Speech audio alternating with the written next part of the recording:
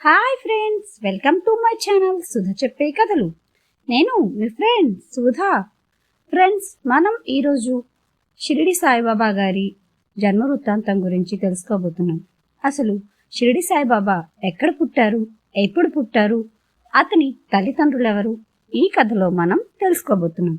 కథలోకి వెళ్లే ముందు ఫ్రెండ్స్, ఒక చిన్న రిక్వెస్ట్. నేను చెప్పే కథలు మీకు నచ్చుతుంటే ఒక చిన్న లైక్ ఇచ్చి మీ ఫ్రెండ్స్కి షేర్ చేయండి. ఎవరైనా మొదటిసారిగా మన ఛానల్లోకి వస్తుంటే ప్లీజ్ సబ్స్క్రైబ్ చేసుకోండి. నైజాం రాష్ట్రంలో మారుమూల ఉన్న ఒక కుగ్రామం పత్రి. ఆ గ్రామంలో గంగా భవాఢ్యుడు, దేవగిరియమ్మ అనే దంపతులు ఉండేవారు. దేవగిరియమ్మ గౌరీ భక్తురాలు, ఆమె భర్త ఈశ్వర భక్తుడు. ఈ దంపతులిద్దరూ పార్వతీ పరమేశ్వరుల పూజను నిరంతరం చేస్తూనే ఉండేవారు. దేవగిరియమ్మ భర్త గంగా భవాఢ్యుడు పడవలు నడుపుకుంటూ తన జీవనయాత్రను గడుపుతూ ఉండేవాడు. వర్షాకాలం అవుట చేత గంగ ఉప్పొంగుట చేత గట్టున పడవలు కొట్టుకుని పోతాయేమో అని భార్యతో చెప్పి ఆనాటి రాత్రికి ఇంటికి రాకుండా పడవలను భద్రంగా చూసుకుంటానని చెప్పాడు. భర్త కోరిక ప్రకారం 7 గంటలకే అతనికి భోజనం పెట్టి పంపించి తాను కూడా 7 గంటలకే భుజించింది. 9 గంటల సమయమందు తలుపు కొట్టిన శబ్దం విని తన భర్త తిరిగి వచ్చాడేమో అని ఆతృతతో తాను పోయి తలుపు తెరిచింది దేవగిరియమ్మ. ఎవరో ఒక వృద్ధుడు లోపల ప్రవేశించాడు. అమ్మా, బయట చలి చాలా తీవ్రంగా ఉంది, లోపల నాకు కాస్త పడుకునేందుకు చోటివ్వవా అని అడిగాడు. ఆమె చాలా ఉత్తమరాలు కనుకనే వరండాలో పరుపు తెచ్చి ఇచ్చి అక్కడ పడుకోండి అని చెప్పింది. తర్వాత తను తలుపును వేసుకొని లోపలికి వెళ్ళిపోయింది. కొంతసేపు అయ్యిందో లేదో తిరిగి ఆ వృద్ధుడు మళ్ళీ తలుపులు తట్టాడు. ఆమె తలుపులు తెచ్చింది. అమ్మా, నాకు చాలా ఆకలిగా ఉంది, ఇంత అన్నం పెట్టవు అన్నాడు. ఆమె ఇంట్లో వెతికి కొంచెం పిండిని పెరుగులో కలిపి ఇచ్చింది. తిరిగి ఆమె తలుపులు వేసుకొని లోపలికి వెళ్ళింది. ఆ వృద్ధుడు ఆమెతో, తల్లి, నా కాళ్ళు ఒత్తుతావా, చాలా నొప్పులుగా ఉన్నాయి అని అన్నాడు. అప్పుడు ఆమె పూజా గదిలోకి వెళ్ళి, తల్లి, ఏమిటమ్మా నాకు ఈ పరీక్ష, ఈ సమయంలో నేనేం చేసేది, ఆ వృద్ధుడికి సేవ చేసేదా లేదా విరుద్ధంగా ఉండేదా అని చాలా బాధపడుతూ ఆమె పరిస్థితికి చాలా విచారించింది. ఆమె ఏదో ఆలోచిస్తూ ఉంటే మళ్ళీ తలుపు తట్టిన శబ్దమైంది. కానీ ఈసారి మాత్రం వెనుక తలుపు నుండి ఒక స్త్రీ వచ్చింది. అమ్మా, ఒక ముసలాయనికి సేవ చేయాలట కదా, ఎవరికి సేవలు చేయాలి అని పలికింది. తాను ప్రార్థించిన తన పార్వతీదేవియే ఈ వచ్చిన స్త్రీని పంపిందని చాలా ఆనందించింది. ఆ వచ్చిన స్త్రీని వృద్ధిని సేవ నిమిత్తమై వరండాలోకి పంపించి ఆమె తలుపులు వేసుకుంది. అక్కడికి వచ్చిన ముసలాయన, ఇప్పుడు వచ్చిన స్త్రీ శివపార్వతులు, వీరిద్దరూ ఒకరితో ఒకరు ఈ విధంగా మాట్లాడుకోవడం జరిగింది. పార్వతి, ఆమె మనోభిష్టంను నెరవేర్చు అని ఈశ్వరుడు చెప్పాడు. వెంటనే పార్వతి ఈశ్వరుని ఇలా అడిగింది, మీరు పరమేశ్వరులు కదా, మీరే అనుగ్రహించండి. వెంటనే ఈశ్వరుడు, నేను ఈమెను పరీక్షించడం కోసం వచ్చిన వాడిని, నీవు ఆమె ప్రార్థన విని వచ్చిన దానివి కనుక నీవే ఆ వరాలు అందించు అన్నాడు.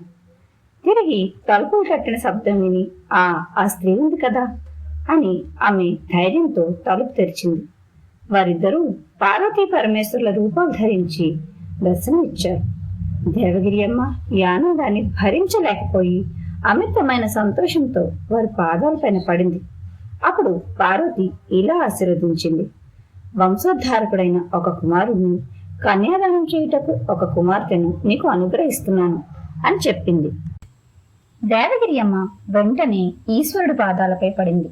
అమ్మ, నీ భక్తికి సంతోషించాను, నీ 3వ గర్భంలో నేను వచ్చి పుడతాను అని దీవించాడు ఈశ్వరుడు.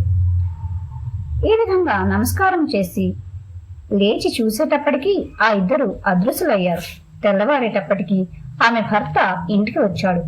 రాత్రి జరిగినదంతా ఆమె పూసగుచ్చినట్లు చెప్పింది. ఆమె చెప్పిన మాటల్లో ఆయనకు నమ్మకం కలగపోవటంతో, దేవగిరి, ఏమిటి నీకు పిచ్చి ఏదో కలవచ్చింది, పార్వతి ఏమిటి, పరమేశ్వరుడేమిటి అని ఈ విధంగా ఆమెను హేళన చేసుకుంటూ వచ్చాడు. అతనికి నమ్మకం కలగలేదు.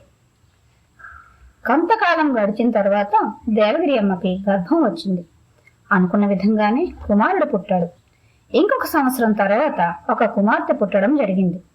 తన భార్య చెప్పిన ఈ రెండు విషయాలు ప్రత్యక్షంగా నిరూపణ కావడం వల్ల నిజంగా పార్వతీ పరమేశ్వరులు ఆమెకు దర్శనమిచ్చారు అనే విశ్వాసాన్ని పొందాడు. నీకు ఈ ప్రాప్తి సంభవించింది, నాకు ఆ ప్రాప్తి లభించలేదు అని గంగాభవాడ్యుడు తన భార్యతో అన్నాడు. తన భార్య వల్లే తాను కూడా పార్వతీ పరమేశ్వరులను ప్రత్యక్షం చేసుకోవాలనే కోరిక, దీక్ష కలిగింది. ఆ తర్వాత ఆమెకు 3వ గర్భం ప్రారంభమైంది. ఈ దృశ్యాన్ని కూడా నిదర్శనంగా గమనించడం వల్ల ఇతని మనసు మాయ నుండి విడిపడి చాలా చాలా మార్పు చెందుతూ వచ్చింది. ఎప్పుడెప్పుడు ఇల్లు విడిచిపెట్టిపోవాలి, ఎప్పుడు తపస్సు చేయాలి, ఎప్పుడు పార్వతీ పరమేశ్వరుని ప్రత్యక్షం చేసుకోవాలి అనే ఆలోచన. అందుచేత అతడు దానికోసం దీక్ష పట్టాడు. ఈమెకు 9 మాసాలు నిండిపోయాయి. ఆ సమయమందే నేను అరణ్యాలకు వెళ్ళిపోతాను అని భార్యతో చెప్పాడు. దేవగిరమ్మ కూడా భర్త వెంట బయలుదేరింది. కొంత దూరం పోగానే ఈమెకు ప్రసవ వేదన ఎక్కువయింది. ఆ మార్గ మధ్యమంలోనే ఆమె బిడ్డను ప్రసవించింది. ఆ బిడ్డయే భగవాన్ శ్రీ సాయిబాబా. ఆ రోజు తేదీ 28/9/1835. తన బిడ్డను ఒక చీరగుడ్డ మీద పడుకోబెట్టి ఆ దారి మధ్యలోనే పెట్టి ఈమె కూడా భర్త వెంటనే వెళ్ళిపోయింది. కనుకనే ఈ పిల్లవానికి తల్లి ఎవరు, తండ్రి ఎవరు అనే ఎవ్వరికీ తెలియదు. ఆనాడు ఈ బిడ్డ ఒక ఫకీరుకు కనిపించడం వల్ల ఆ ఫకీరు ఆ పసిబిడ్డను తెచ్చుకున్నాడు. సుమారు 4 సంవత్సరాల పాటు అంటే 1839 దాకా ఆ పసిబిడ్డ ఫకీరింటనే పెరిగాడు. కానీ 4వ ఏట ఆ ఫకీరు చనిపోయాడు. ఏకాకి అయినా ఆ ఫకీరు భార్య ఈ బిడ్డని మాత్రం ఎంతో ప్రేమగా పెంచుకోసాగింది. అయితే అప్పటికే ఈ కుర్రవాడి చేష్టల వల్ల గ్రామంలో హిందూ ముస్లిం కలహాలు మరింత ప్రజ్వరిల్లే పరిస్థితి ఏర్పడింది. ఈ బాబు హిందూ దేవాలయాలకు వెళ్ళి మహమ్మద్ ప్రవక్త గురించి ప్రవచించేవాడు. మే అల్లాహు అనేవాడు, ఒక్కోసారి అల్లా మాలిక్ అనేవాడు. అనంతరం మసీద్లోకి వెళ్ళి రాముడే అల్లా, శివుడే దేవుడు అని చెప్పేవాడు. హిందీవుల ఇంట పుట్టి ఫకీర్ ఇంట పెరిగిన ఈ కుర్రవాడిని ఎవరు ఏమీ అనలేక పెంపుడు తల్లి అయినా ఫకీర్ భార్యకు ఫిర్యాదు చేశారు. ఆ బిడ్డను దారిలో పెట్టలేకపోయిన ఆ తల్లి అతన్ని చేరువలో ఉన్న వెంకూస అనే సద్గురువుకు అప్పగించింది. ఆ సద్గురువు ఆశ్రమంలో 12 సంవత్సరాల పాటు ఉన్నాడు ఆ బాలుడు. ఆ 12 ఏళ్లలో గురు శిష్యుల మధ్య విడదీరాని అనుబంధం ఏర్పడిపోయింది. శరీరాలు వేరు, కానీ ఆత్మలు ఒక్కటే అయిపోయాయి. అయినప్పటికీ సుమారు 16 సంవత్సరాల వయసులో ఆ సద్గురువు ఆశ్రమాన్ని విడిచి ఈ బాలుడు దేశాటనం చేస్తూ షిరిడీ గ్రామం చేరుకున్నాడు. 2 నెలల పాటు షిరిడీలోనే గడిపిన అనంతరం పునః దేశాటనం చేస్తూ ఎటో వెళ్ళిపోయారు. మళ్ళీ చాంద్బాయ్ పాటిల్ బంధువుల పెళ్లి నిమిత్తమై ఆ పిల్లవారితో కలిసి షిరిడీ చేరడం, తర్వాత 1918 విజయదశమి నాడు సమాధి చెందే వరకు షిరిడీలోనే ఆయన ఉండిపోయారు. ఇది అసలు కథ. శ్రీ పుట్టపర్తి సాయిబాబాచే చెప్పబడిన సద్గురు సాయినాథ్ వారి జన్మగాథ శ్రీ సత్సాయి యోగశక్తికి, దివ్య సృష్టికి ప్రతీకగా భావించాలి. ఇది ఫ్రెండ్స్ శ్రీ షిరిడీ సాయిబాబా గారి జన్మ వృత్తాంతం. మీకు నచ్చితే ఒక చిన్న లైక్ ఇవ్వండి, మీ ఫ్రెండ్స్కి షేర్ చేయండి. ఇలాంటి మరిన్ని మంచి కథల కోసం మన ఛానల్ని ఎవరైనా మొదటిసారిగా చూస్తుంటే ప్లీజ్ సబ్స్క్రైబ్ చేసుకోండి. Thank you. ఓం శ్రీ సాయిరామ్.